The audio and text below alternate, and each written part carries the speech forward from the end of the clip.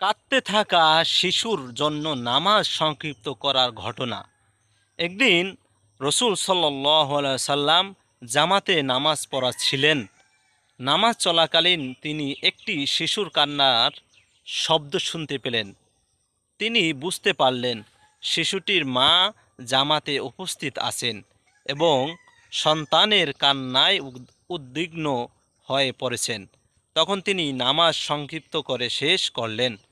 পরে তিনি বললেন, আমি নামাজ দীর্ঘ করার ইচ্ছা করেছিলাম, কিন্তু শিশুর কান্না শুনে মায়ের কষ্টের কথা চিন্তা করে নামাজ সংক্ষিপ্ত করেছি।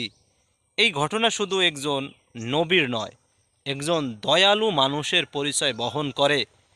তিনি জানতেন ইসলাম মানুষের জন্য সহজতা চায়, কষ্ট নয়।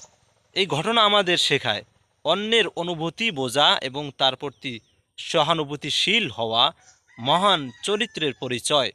আমরা অনেক সময় ইমামতি করি, কেউ ভুল বুঝবেন না, কেউ রাগ করবেন না।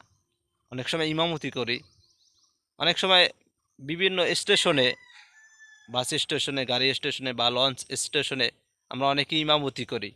কিন্তু ইমামতি করতে গিয়ে আমরা অনেক দীর্ঘ মানে সূরা নেই, দীর্ঘ কেরাত নেই, যার কারণে মানুষের অনেক সময় কষ্ট হয়।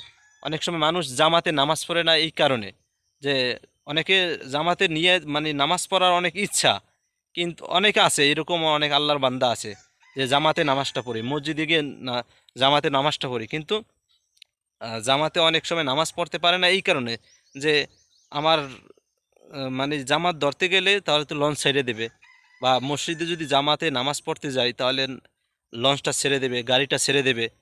আমরা যারা স্টেশনে চাকরি করি, মানে মসজিদে ইমামতি করি, এটা হলো আমার মত, অন্য কারো না। এটা হলো আমি আপনার মানে একটা, আমার কাছে এটা মনে হয়েছে সেই জন্য আমি বলছি আর কি। এটা হলো আমার মতে।